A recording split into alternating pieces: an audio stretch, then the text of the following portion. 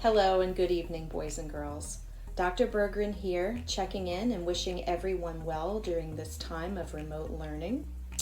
I hope this video finds you settling down and tucking in after a rewarding day of learning and playing outdoors and helping your family members any way that you can to stay safe and healthy. Tonight, I want to share with you all a very, very special bedtime story. I'm going to read you all a book that I wrote several years ago when I was still living in Louisiana. This book is called We Found a Squirrel, and it is a true story about when my family had a squirrel as a pet. The story takes place when I was in college, which was many years ago, before you guys were born. And we actually call a story like this a memoir because it's a true story and I'm telling it. If I were to tell my own story about my entire life, that would be an autobiography. But I haven't lived out my whole life yet. I plan to be around for a very long time after today. So this story only takes place during a short portion of my life, so we call that a memoir. Now, I did write the words, so that does make me the author of the book. But I am a lot of things, boys and girls. An artist is not one of them. So I asked my very good friend LaFawn Johnson, who lives in Baton Rouge, Louisiana. Baton Rouge is the state capital of Louisiana, by the way, and Baton Rouge means red stick.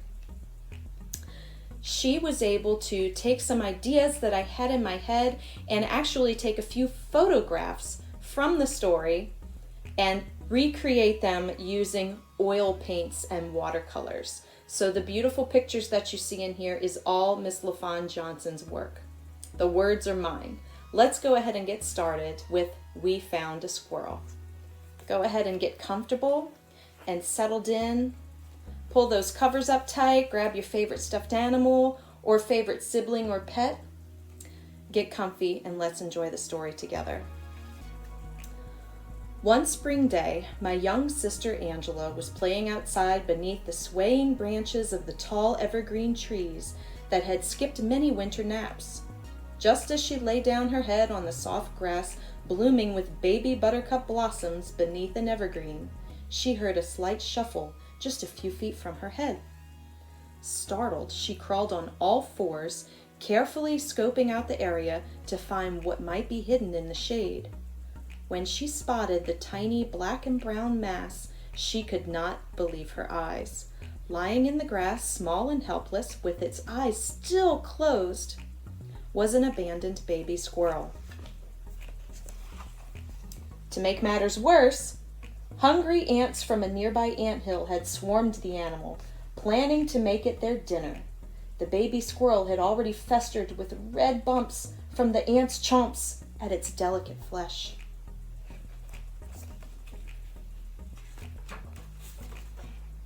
Angela shaded her eyes and looked up, scanning the tall evergreen in search of the baby squirrel's mother. There were no adult squirrels in sight. Angela did not have the heart to leave the baby. Yet she had recently learned in science class that some animals abandon their young once they've sniffed the scents of other creatures on them. Angela had no choice but to rescue the baby squirrel. She scooped up the tiny mass, quickly brushed the angry ants off its fur, cradled it inside her shirt, and raced home to ask me for help. Once home, Angela shuffled through our front door and gulped down air to catch her breath. "Help!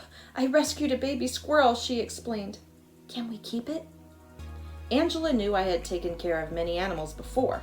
She thought maybe we could work together to give the tiny squirrel a chance at survival. But the truth was that I knew nothing about raising squirrels. I had the creature, which was so small it fit in my palm with room to spare. Shivering, it curled up its fragile body into a tight ball. It didn't take long for me to love it. "I don't know what to do, but we can certainly find out," I declared with determination. Then Angela smiled too. Angela and I found a shoebox and an old t-shirt for the baby to lie in while we searched on the internet for websites about how to take care of baby squirrels. The squirrel had long claws on its paws that could easily get tangled in the threads of a towel. If the baby yanked to free itself, it might break its tiny, delicate bones. That was why a t-shirt made an ideal cushion for the baby to rest on, while Angela and I researched. While online, we read about what baby squirrels ate and how often. We read about other things we needed to do to help the squirrels survive. We were amazed at how many websites were written by people who had found baby squirrels and wanted to share their experiences and expertise with others. Other people in the world cared about helping wild animals just as much as we did. We quickly learned that pizza and donuts were not good foods for squirrels. The cold was not good food for their The cold was not good for their babies either, so we kept our squirrel warm by covering it with a single layer of cut-up old t-shirt and placing the shoebox beneath a heat lamp while we researched. We also learned that unfortunately, many baby squirrels who were separated from their mothers did not survive.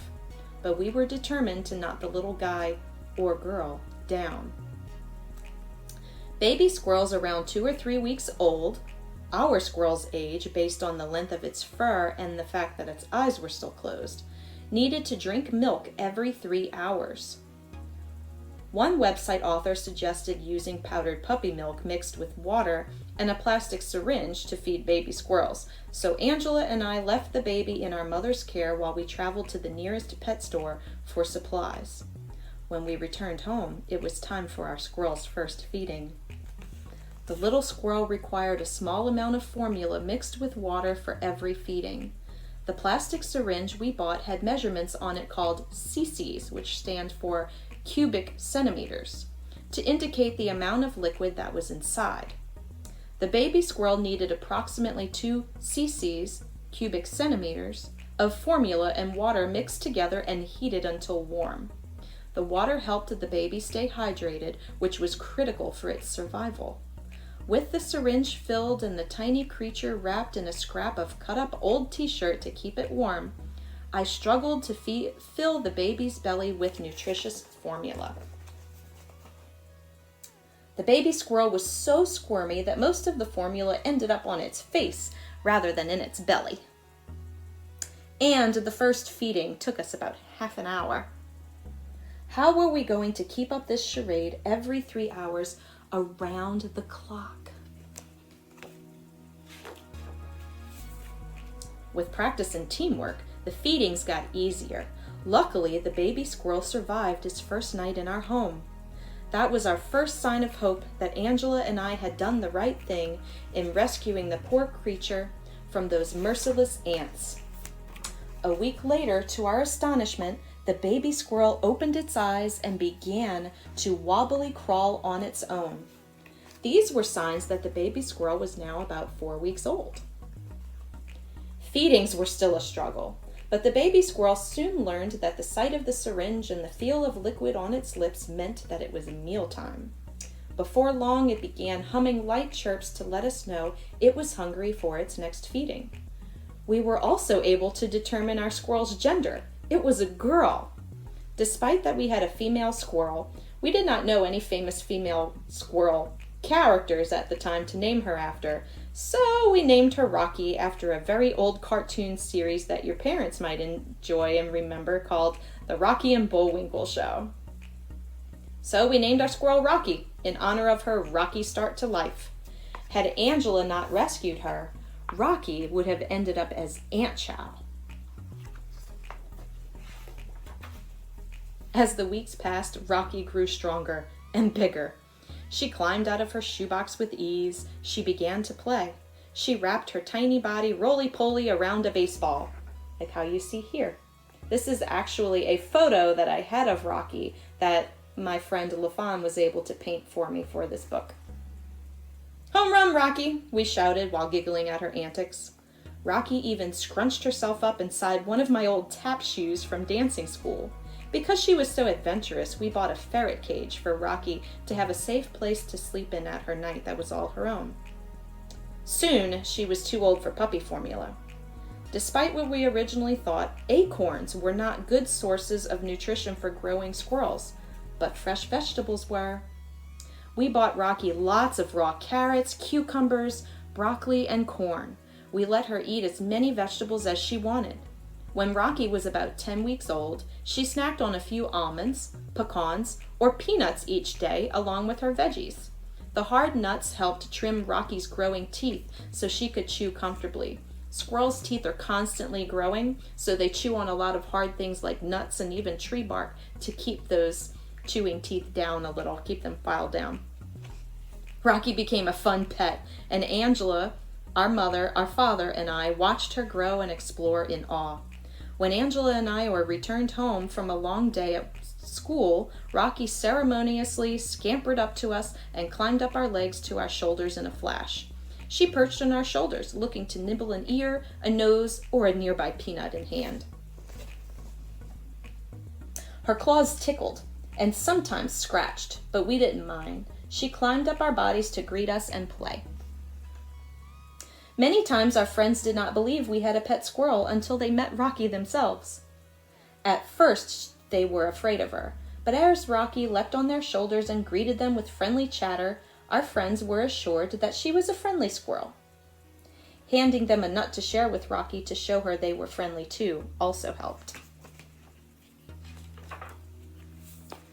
Rocky liked rolling around with baseballs and hiding inside old t-shirts, peeping her nose out to see if we were watching.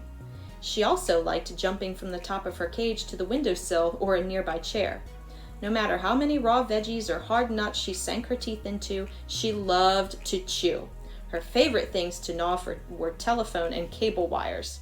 Her sharp teeth sliced right through them. That's the picture you see here. This is about the third or fourth telephone cable that our mother found after it being chewed by Rocky. We had to keep them as backups on hand. Angela and I had read about how to reintroduce squirrels to the wild. We agreed it was time to put Rocky's ferret cage outside. Because the more she gazed out of the world unknown, the more we realized we could not keep Rocky forever. Rocky was, after all, a wild animal. We left the cage open so she could come and go as she pleased. At first, Rocky protested and demanded to be let back inside by angrily chattering and refusing to leave our shoulders when we tried to go inside. So, we let her sleep inside at night and put her and her cage outside during the day. This way, she could closely observe the squirrels bounding from evergreen to evergreen in our neighborhood. One day, we went outside to find that Rocky was not in her cage. Our shoulders sagged as we thought she was gone forever, but she was only hanging about in a nearby tree. Once she spotted us, she bounded towards us and up our shoulders for a friendly greeting like usual. Of course, we each gave her a pecan. We remembered to leave plenty of veggies and nuts in Rocky's cage so she had a reliable food source as she gradually explored the world around her.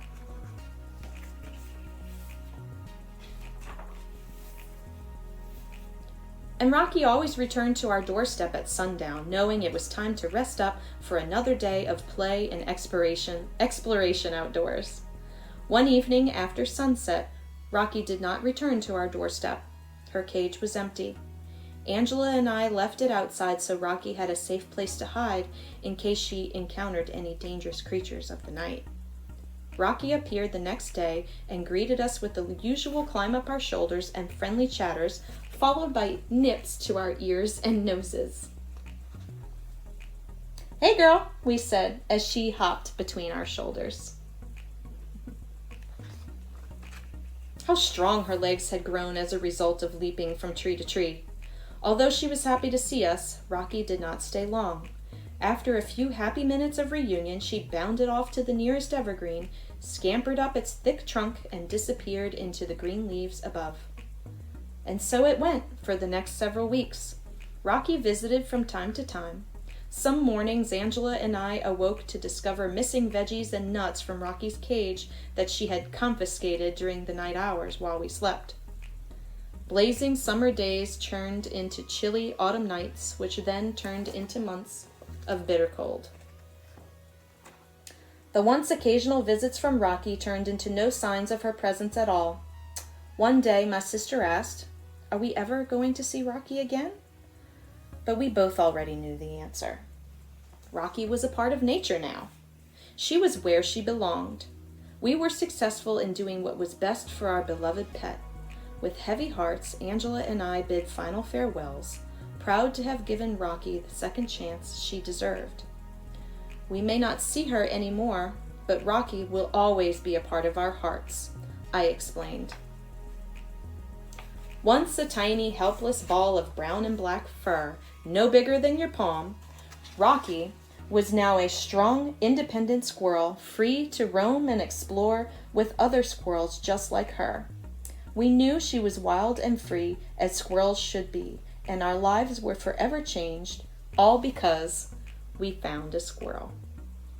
Boys and girls, I hope you all enjoyed that story, and it allowed you all to escape for a little while and get settled in and comfortable, get in some of those bedtime yawns, getting ready for a nice night's rest so tomorrow we can wake up recharged and rejuvenated to have another fun day of learning, of playing and exploring outdoors, even going on some Rocky-style adventures, maybe even a few Rocky-style antics, and of course helping our family members any way we can to stay safe and healthy. Good night, everyone. I hope you enjoyed my story, and I will see you again soon. Take care.